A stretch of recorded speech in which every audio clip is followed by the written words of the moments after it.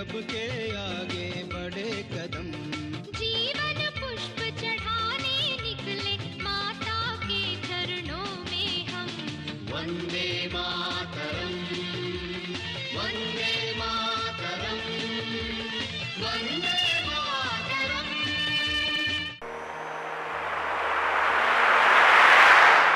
जय हिंद, वंदे मातरम, भारत माता की जय।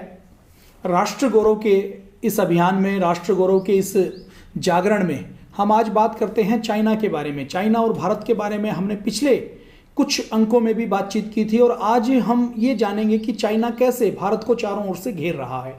और विशेष रूप से आज के एपिसोड में हम जानने वाले हैं पाकिस्तान के अंदर पीओके का विषय क्या है, बाल्टिस्तान गिलगित पीओके का विषय क्या है और इसके साथ साथ पाकिस्तान के अंदर बलूचिस्तान का विषय क्या है, जिसके बारे में हमारे माननीय प्रधानमंत्री जी ने लाल किले से कहा था कि हम बलूचिस्तान की आज़ादी का समर्थन करते हैं। तो इस विषय के ऊपर आज हम राष्ट्र गौरव की इस अंक में चर्चा करने वाले हैं।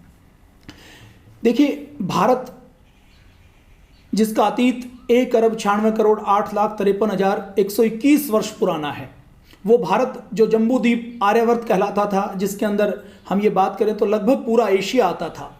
तो उस भारत में आज वर्तमान समय में देखा जाए तो इस कोरोना के संकट में चारों ओर से ये आवाज उठ रही है कि इस कोरोना वायरस के प्रचार प्रसार में चीन की भूमिका अहम है।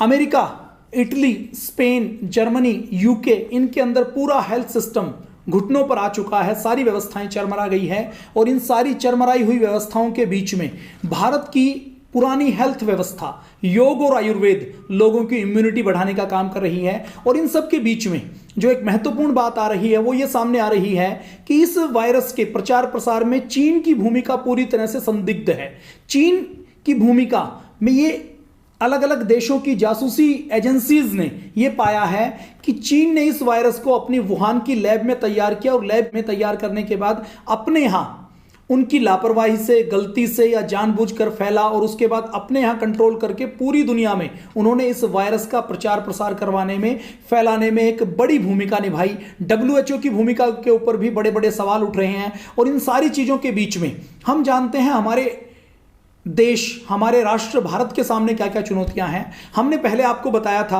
पिछले अंकों में हमने चर्चा की थी, मैं फिर से एक बार दोहराना चाहता हूं कि चाइना एक साम्राज्यवादी देश है जिसके अंदर डेमोक्रेसी नाम की कोई चीज नहीं है, जो पूरी तरह से कम्युनिस्ट कंट्री है। वहां की केवल एक सिंगल पार्टी है, चाइनीज कम्युनिस्ट पार्टी CPC, जो वहां पर शासन करती है। वहां पर कोई विपक्ष नहीं है, वहां पर किसी भी प्रकार से मानवाधिकार नहीं है, कोई भी फ्री प्रेस नाम की कोई चीज नहीं है, फ्री मीडिया नाम की कोई चीज नहीं है, वहां पर कोई फ्री ऐसी जस्टिसफुल जुडिशरी का कोई सिस्टम नहीं है कि जहां पर कोई व्यक्ति जाए और उसका आवाज उठाई जाए। मानवाधिकार की कोई बात वहां पर करता नहीं है। तो एक तरीके से मिलिट्री शासन चाइना के अंदर चलता है। चाइना की साम्राज्यवाद की भूख इतनी है कि अब वो चाहता है कि पूरी दुनिया का वर्ल्ड लीडर बने, ग्लोबल लीडर बने, और इसके लिए वह भारत को चारों ओर से घेर रहा है। उसके बारे में हम एक विशेष एपिसोड में अलग से हम बातचीत करने वाले हैं। आज उसकी थोड़ी सी चर्चा करेंगे। देखिए, चाइना के हम पास में पड़ोसी देशों की बात करें तो चाइना के पास में साउथ चाइना सी आता है।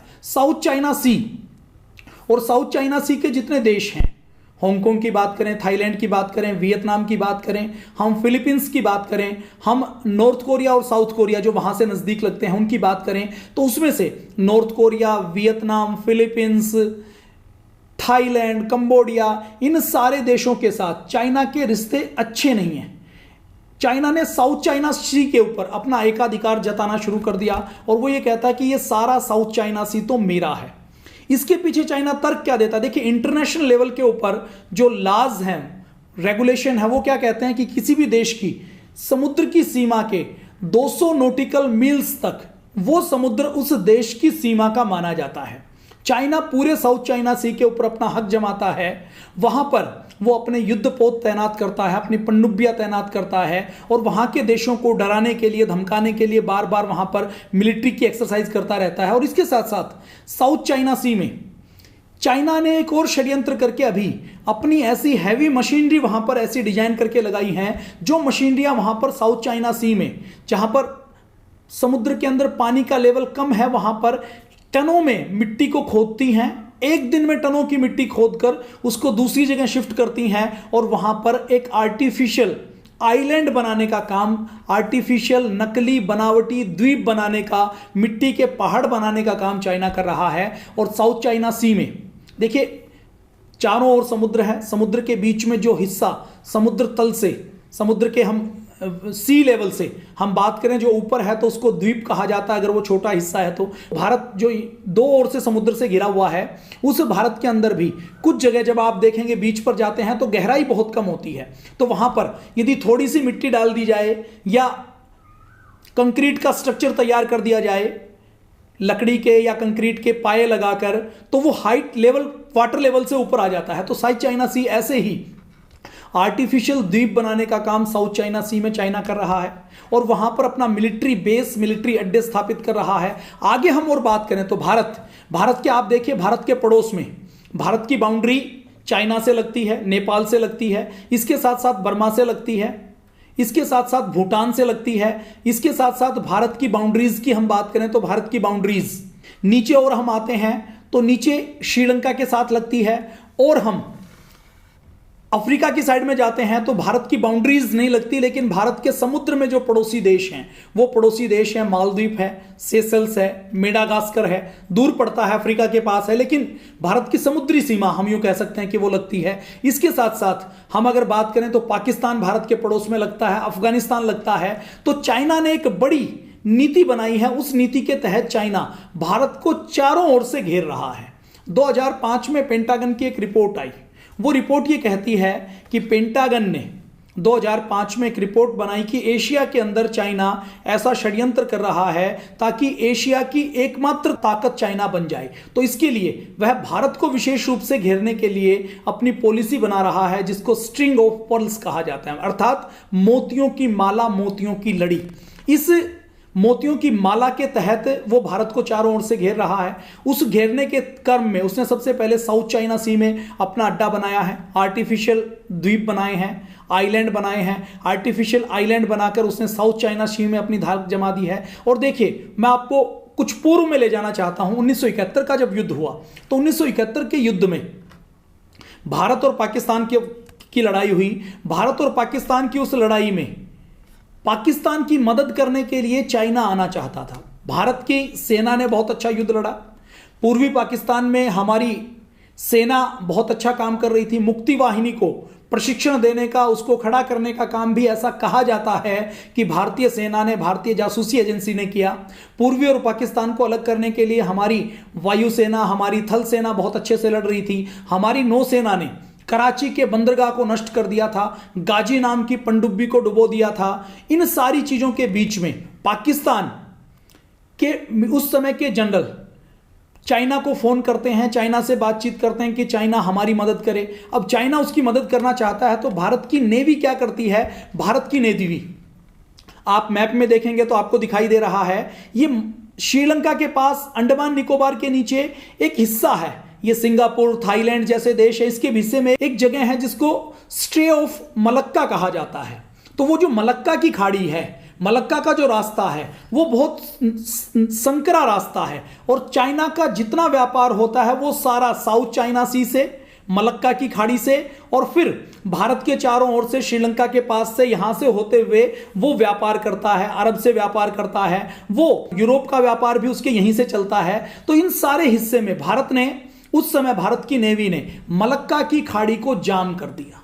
और जब चाइना ने देखा कि मेरा सारा कॉन्टैक्ट समुद्री मार्ग से, क्योंकि समुद्री मार्ग चाइना का केवल एक ही है, साउथ चाइना सी, मलक्का की खाड़ी और फिर उसके बाद हिंद महासागर से होते हुए अफ्रीका के अंदर, अरब के अंदर और वहां से आगे होते हुए यूरोप की ओर वो सारा सामान का सप्लाई करता है, क्योंकि वो दूसरी ओर से नहीं जा सकता। दूसरी ओर से जाएगा तो उसको बहुत लंबा रूट लेना पड़ेगा। तो 1971 में भारत की नेवी ने जैसे ही मलक्का की खाड़ी को रोका तो चाइना को मन मसोस कर रहना पड़ा। वो चाहकर भी पाकिस्तान की मदद नहीं कर पाया, पाकिस्तान का सहयोग नहीं कर पाया।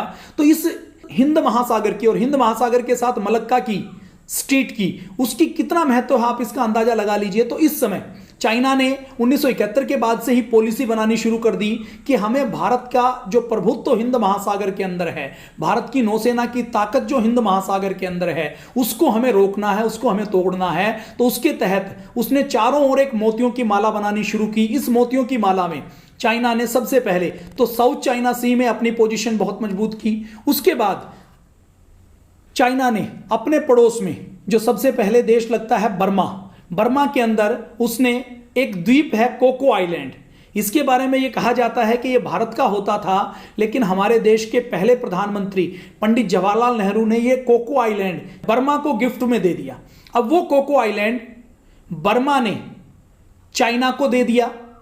इसके बारे में अलग अलग विचार हो सकते हैं। बर्मा वाले ये कहते हैं कि वो हमारा था, लेकिन हमारे भारत के एक बड़े वर्ग का ये मानना है कि ये कोको आइलैंड भारत के कब्जे में आया था ब्रिटिश इंडिया से, ब्रिटिश साम्राज्य से। लेकिन हमारे पंडित जवाहरलाल नेहरू ने ये सोचते हुए कि इसकी तो हमें कोई खास जरूरत नहीं है, हमारे पास तो अंडमान निकोबार पूरा द्वीप समूह है, हमारे पास तो छोटे बड़े लगभग 400 द्वीप है, तो हम इसका क्या करेंगे। तो अंडमान निकोबार के पोर्ट ब्लेयर से जो केवल 60-70-80 किलोमीटर दूर है, उस द्वीप को बर्मा को दे दिया। बर्मा को देने के बाद बर्मा ने चाइना के साथ एग्रीमेंट कर लिया, और चाइना के साथ एग्रीमेंट करने के बाद वो द्वीप कोको आइलैंड बर्मा ने चाइना को दे दिया। आगे बढ़ते हैं। आगे बर्मा के पास दूसरा देश है बांग्लादेश। ये बांग्लादेश कैसा देश है? ये पाकिस्तान से टुकड़े होकर 1971 में अलग देश बना था। भारत और पाकिस्तान का 1971 का जो युद्ध हुआ, उसके बाद बांग्लादेश बना। अब इस बांग्लादेश में चाइना ने इस बांग्लादेश की एक पोर्ट को, चटगांव पोर्ट को, वहां को एग्रीमेंट करके उस पोर्ट को डेवलप करने के, और उसमें अपना मिलिट्री एक्सेस उसने ले लिया है। तो चाइना ने अपने रडार कोको आइलैंड में लगा दिए हैं, चाइना ने अपने रडार बांग्लादेश में लगा दिए हैं। तो बर्मा और बांग्लादेश में चाइना ने घेर लिया है। अब उसके बाद और नीचे आ जाइए, और ये जो घेरा है, यहां पर चाइना ने केवल कोई बेस या कुछ ऐसा नहीं बनाया, उसने कंप्लीट मिलिट्री बेस बनाया है, अपना इलेक्ट्रॉनिक सर्विलेंस सिस्टम लगाया है, उसने वहां पर अपना पूरा रडार सिस्टम बनाया है। वहां पर वो जो पोर्ट डेवलप कर रहा है, वो इस टाइप की पोर्ट डेवलप कर रहा है कि जहां पर आवश्यकता पड़े तो वो अपनी सबमरीन भेज सके, वहां पर वो अपने मिलिट्री के, नेवी के वारशिप वहां पर तैनात कर रहा है, अपनी मिलिट्री, और जहां उसको जगह मिलती है वहां पर वो अपने फाइटर जेट वहां पर तैनात कर रहा है। ये सारे कार्यक्रम इंडिया को घेरने के लिए चाइना चारों ओर से कर रहा है। और क्या कर रहा है? श्रीलंका हमारा पड़ोसी देश है। आपने रामायण देखी है, रामायण में श्रीलंका के बारे में खूब बातचीत देखी है। श्रीलंका में एक पोर्ट है कोलंबो का पोर्ट, और कोलंबो के पोर्ट के साथ साथ श्रीलंका के जो इस टर्म से पहली टर्म वाले राष्ट्रपति रहे हैं, उनका स्थान रहा है, जन्म स्थान रहा है, उनका चुनाव क्षेत्र रहा है हम्बनटोटा। आप इस नाम को याद कर लीजिए। इस हम्बनटोटा में जहां उनका जन्म हुआ, वहां पर चाइना ने क्या षड्यंत्र किया? चाइना ने उन राष्ट्रपति से, जो अब से पहले राष्ट्रपति थे, उनसे संपर्क किया, और उनसे संपर्क करके उनको कहा कि हम आपके यहाँ कोलंबो का पोर्ट है और पूरे वर्ल्ड का व्यापार यहाँ से होता है, तो हम आपके यहाँ हम्बनटोटा में एक पोर्ट डेवलप करना चाहते हैं। अब वहाँ के राष्ट्रपति ने कहा कि हमारे पास तो पैसे नहीं है, और पहले से वो भी सोच रहे थे कि हम यहाँ पर पोर्ट डेवलप करें। तो उन्होंने इंडिया से कहा कि आप हमें लोन दे दीजिए। ये बातें कब की हैं? ये बातें हैं 2014 से पहले की।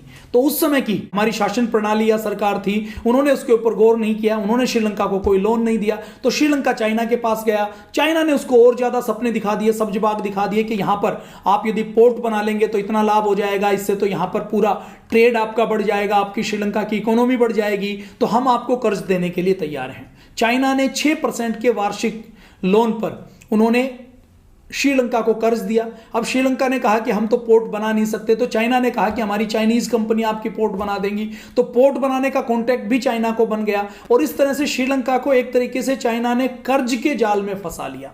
जैसे कोई साहूकार किसी को कर्ज के जाल में फंसाता है ना, कि गांव में कोई गरीब किसान है, उस किसान की जमीन के ऊपर कब्जा करना है, उसके मवेशी के ऊपर कब्जा करना है, उसके घर के ऊपर कब्जा करना है, तो क्या किया जाता है? उसको जबरदस्ती लोन दिया जाता है, और लोन के बदले में उसकी जमीन लीज पर गारंटी में या कब्जे में रख ली जाती है। पता है कि ये लोन वापस नहीं कर पाएगा, लेकिन लोन तो वापस लेना नहीं है, क्योंकि कब्जा उसके जमीन के ऊपर, घर के ऊपर करना है, फसल के ऊपर करना है, और उसको तो कर्ज के जाल में फंसाना है। तो चाइना ने ये नीति खेलते हुए श्रीलंका को कर्ज के जाल में फंसाया। हम्बनटोटा पोर्ट बन गया। बनने के बाद भी उसमें एक साल में 100-200 जहाज भी नहीं आते थे, कॉमर्शियल जहाज, जहां से उनको कुछ रिवेन्यू मिले, जहां से उनकी इकोनॉमी को कुछ गति मिले। जब वो हम्बनटोटा का पोर्ट पूरी तरह से फेल हो गया और श्रीलंका अपनी किस्त देने के लायक नहीं रहा, तो श्रीलंका ने कहा कि हम तो ये पोर्ट नहीं चला सकते। तो चाइना ने कहा कि ठीक है, आप नहीं चला सकते तो हमें 99 ईयर्स की लीज पर दे दो। और वो हम्बनटोटा पोर्ट श्रीलंका से चाइना ने लीज पर ले लिया।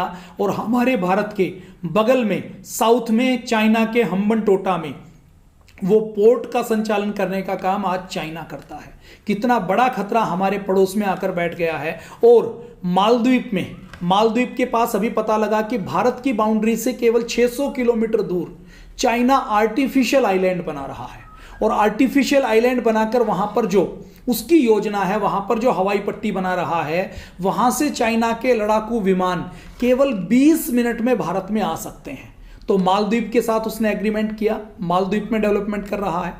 इसके साथ साथ चाइना सेशल्स द्वीप, मालदीव के पास ही, मालदीव से ही और भारत के बीच में कुछ छोटे छोटे बिंदु हैं जो मैप के ऊपर दिखाई नहीं देते, उनके साथ चाइना ने वो छोटे छोटे, इतने छोटे छोटे द्वीप हैं कि वहां की कोई इकोनॉमी नहीं है, वहां पर कोई इंफ्रास्ट्रक्चर डेवलप करने के लिए कोई ऐसे स्किल्ड लेबर नहीं है, स्किल्ड कोई कंपनियां नहीं है, वहां पर वो कुछ करना चाहें तो उनको सारी चीजों के लिए विदेशियों के ऊपर निर्भर रहना पड़ता है। तो उस सेशल्स द्वीप के साथ उन्होंने एग्रीमेंट किया है, वहां पर पोर्ट बनाने का काम चाइना कर रहा है। इसके साथ साथ मेडागास्कर के साथ साथ जो अफ्रीकन कंट्रीज हैं, अफ्रीकन कंट्रीज में जैसे इथोपिया है, अफ्रीकन कंट्रीज में जैसे मोम्बासा है, इन सारी जगह चाइना अपने पोर्ट डेवलप कर रहा है, रोड डेवलप कर रहा है, वहां से एग्रीमेंट कर रहा है कि वो अफ्रीकन कंट्रीज के अंदर अपने लोगों को बसा रहा है। और अफ्रीकन कंट्रीज के अंदर देखिए, वहां पर लोग हैं वो बहुत ज्यादा विकसित लोग नहीं है, वहां की सभ्यता बहुत ज्यादा विकसित नहीं है, तो जमीन खाली पड़ी है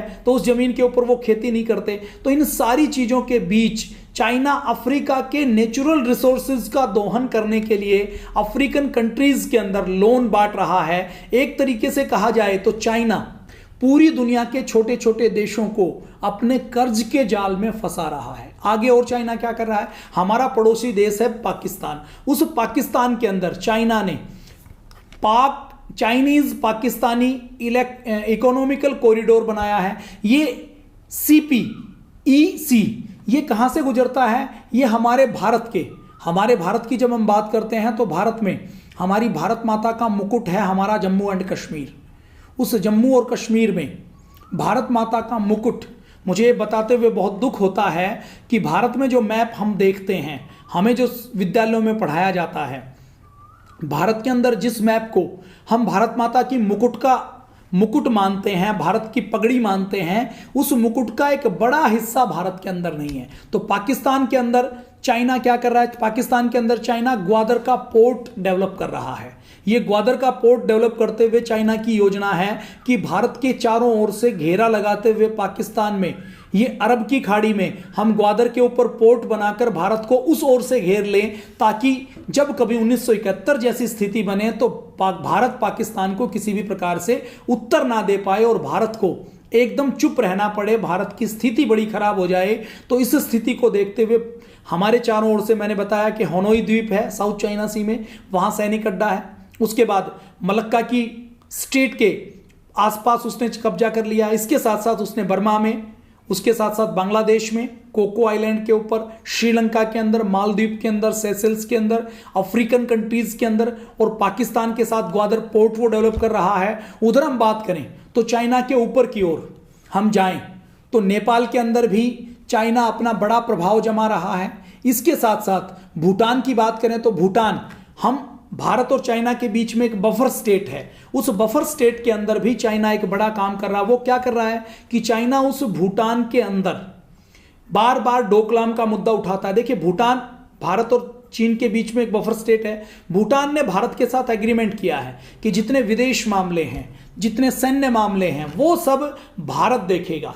भूटान के पास अपनी कोई बड़ी मिलिट्री नहीं है, अपने कोई अलग अलग जगह उनकी एम्बेसी या दूतावास नहीं है। और भारत भी एक ऐसा शांति प्रिय देश है, पूरी दुनिया में अकेला भारत ऐसा है जो किसी के ऊपर आक्रमण नहीं करता, जो किसी की जमीन के ऊपर कब्जा करना नहीं चाहता। वो जब भूटान या पड़ोसी देशों के साथ हम बात करें तो भारत के पड़ोसी देशों के साथ संबंध बहुत अच्छे हैं। ये मैटर नहीं करता कि उन देशों का साइज कितना है, उनकी इकोनॉमी क्या है, उनकी मिलिट्री पावर क्या है, क्योंकि भारत के डीएनए में, भारत की संस्कृति में सीमाओं को जीतना नहीं है।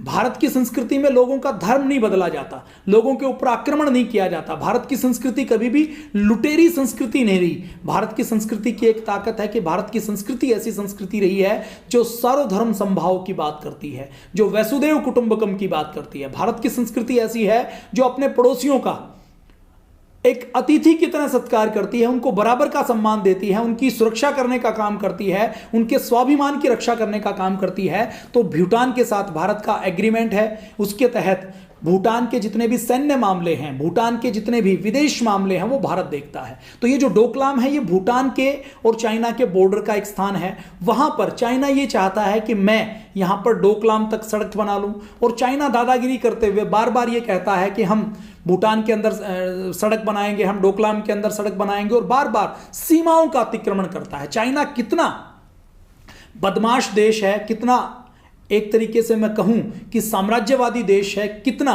नीच देश है कि आप अंदाजा लगा लीजिए कि चाइना की लगभग 14 देशों के साथ तो सीमाएं लगती हैं भूमि की, और लगभग 6-7 देश ऐसे हैं जिनकी सीमाएं समुद्र की सीमाएं उनके साथ, लगभग 20-22 देशों की समुद्र की और भूमि की सीमाएं चाइना के साथ लगती हैं। कोई एक देश भी ऐसा नहीं है जिसकी चाइना के साथ और अपने पड़ोसी देशों के साथ सीमा विवाद ना हो। तो ये स्थिति चाइना की है। तो भूटान के अंदर वो दादागिरी दिखाने की कोशिश करता है। नेपाल और भारत के संबंध भी डिस्टर्ब करने का एक बड़ा भूमिका चाइना निभाने की कोशिश करता है। नेपाल और भारत दोनों का स्ट्रक्चर, दोनों का डीएनए, दोनों एक हिमालय के क्षेत्र में एक भाई की तरह हैं। तो इन सारी चीजों के साथ साथ हम देखते हैं तो तिब्बत एक और क्षेत्र है। उस तिब्बत जो बफर स्टेट है, उस तिब्बत के अंदर भी चाइना, अब तिब्बत के अंदर तो तिब्बत तो खत्म हो चुका है, तिब्बत की सरकार, यद्यपि दलाई लामा, महामहिम दलाई लामा, परम पावन दलाई लामा जी भारत के अंदर है, उनकी सरकार चलती है। लेकिन 1949 में तिब्बत के ऊपर आक्रमण किया, तिब्बत का एक हिस्सा जीत लिया, और 1959 में स्थिति यह हुई, चाइना की सेना ने आक्रमण किया, 80,000 तिब्बती मारे गए, भयंकर जनसंहार वहां पर किया। और यह सब करने के बाद चाइना ने तिब्बत के ऊपर कब्जा कर लिया।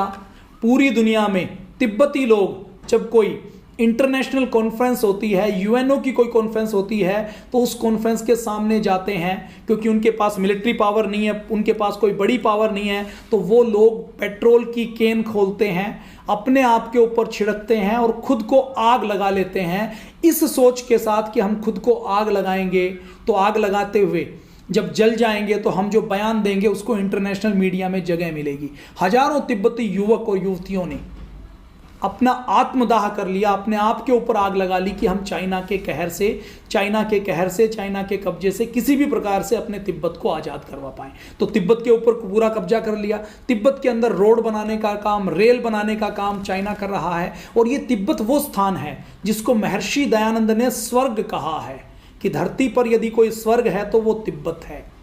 इन सारी चीजों के बीच में हम देखते हैं तो और पाकिस्तान, आ जाइए अफगानिस्तान में, तो अफगानिस्तान के अंदर भी चाइना एक बड़ा काम कर रहा है। वो बड़ा काम क्या कर रहा है कि चाइना अफगानिस्तान के अंदर अपने एक एरिया के अंदर मिलिट्री बेस बना रहा है। अफगानिस्तान के अंदर जो अफगानिस्तान को डिस्टर्ब करने वाले लोग हैं उनको मदद देने का काम चाइना कर रहा है। तो भारत के चारों ओर से स्ट्रिंग ऑफ पर्ल्स के नाम से चाइना ये षड्यंत्र करने का काम कर रहा है।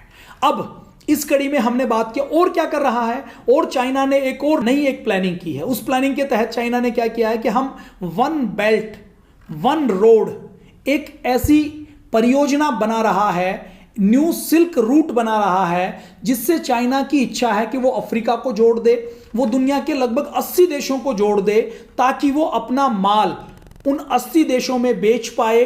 और उन देशों से, अब देखिए चाइना बहुत बड़ा है, ग्लोबल फैक्ट्री बन चुका है, ग्लोबल हब बन चुका है, तो उन देशों से कच्चे माल के, अभी आने वाले समय में चाइना को बहुत सारे फ्यूल की जरूरत होने वाली है, एनर्जी की जरूरत होने वाली है। तो उसको गैस चाहिए, उसको तेल चाहिए, उसको रॉ मटेरियल चाहिए, लोहे से लेकर जितने भी धातुएं होती हैं वो चाहिए। देखिए एक मोबाइल फोन बनता है तो उस मोबाइल के फोन के अंदर सोना भी लगता है, चांदी भी लगती है, जिंक भी लगता है, कॉपर भी लगता है, प्लास्टिक भी लगता है, आयरन के अलग अलग ग्रेड भी लगते हैं। तो इन सारी चीजों के बीच में चाइना की योजना क्या है कि जितने अफ्रीका के देश हैं उनके साथ उनके नेचुरल रिसोर्सेज का दोहन मैं करूं, वहां से कच्चा माल लेकर आऊं और अपना पक्का माल वहां पर बेचूं। तो वन बेल्ट वन रोड परियोजना में चाइना चाइना 60, 70, 80 से अधिक देशों को जोड़ना चाहता है और उन देशों को जोड़ते जोड़ते चाइना वहां पर अपने रोड बना रहा है, गैस की लाइन बना रहा है, पाइपलाइन बना रहा है।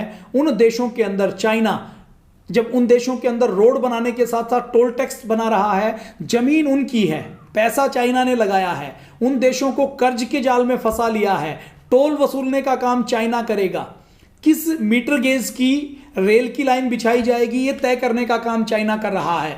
और ये जिन 60-70 देशों को चाइना ने in one belt one road परियोजना से जोड़ा है, एक तरीके से चाइना ने उनको अपना गुलाम बना लिया है, उनकी जमीन को लीज पर ले लिया है। और आने वाले समय में किसी भी इंटरनेशनल फोरम पर, इंटरनेशनल स्टेज के ऊपर ये देश चाइना का किसी भी प्रकार से सहयोग नहीं कर सकते, किसी भी प्रकार से विरोध नहीं कर सकते। इन देशों को वो कहना और वो करना पड़ेगा जो चाइना कहेगा।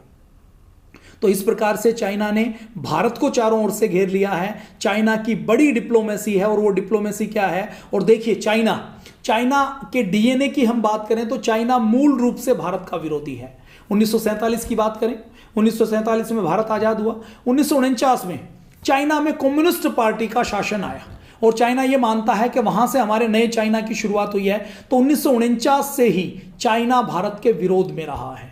तिब्बत छोटा था, तिब्बत की आर्मी केवल 8,000 सैनिकों की थी, तो चाइना ने वहां पर 80,000 सैनिकों को भेजा और तिब्बत के ऊपर कब्जा कर लिया। भारत के ऊपर इस तरीके से वो कब्जा नहीं कर सकता था, तो उसने पाकिस्तान को सपोर्ट करने का काम किया। आज भी पाकिस्तान के अंदर जितने हथियार हैं उसमें 70 से 80% हथियार चाइना देता है। चाइना ने और षड्यंत्र क्या किया, और षड्यंत्र करते हुए पाकिस्तान को डिस्टर्ब करने का, आतंकवाद के नाम पर पाकिस्तान को समर्थन करने का काम चाइना कर रहा है। जब लखवे की, जब मसूद अजहर की, जब लखवी की, जब अफजल गुरु की, दाऊद इब्राहिम की, हाफिज सईद की, इन सब आतंकवादियों को इंटरनेशनल आतंकवादी घोषित करने की बात होती है तो चाइना खड़ा हो जाता है डिफेंड करने के लिए कि ये इंटरनेशनल आतंकवादी नहीं हो सकते, वीटो कर देता है। तो ये चाइना षड्यंत्र करके भारत को चारों ओर से घेर रहा है। अगले एपिसोड में, कल के एपिसोड के राष्ट्र गौरव के इस कड़ी में हम बात करेंगे कि पीओके के अंदर गिलगित बाल्टिस्तान का मुद्दा क्या है, पीओके का मुद्दा क्या है, भारत माता का मुकुट किसके पास है और कैसे हम उसको वापस ले सकते हैं। हम बात करेंगे बलूचिस्तान क्या है, बलूचिस्तान की आजादी की कहानी क्या है, इसकी बातचीत हम कल करने वाले हैं। जय हिंद, वंदे मातरम, भारत माता की जय। आपको यह एपिसोड अच्छा लगा हो तो वैदिक चैनल के ऊपर वेद, दर्शन, उपनिषद के बहुत से प्रोग्राम आते हैं। 7:30 से 8 बजे तक प्रतिदिन यह संगठन शक्ति और राष्ट्र गौरव का कार्यक्रम आता है।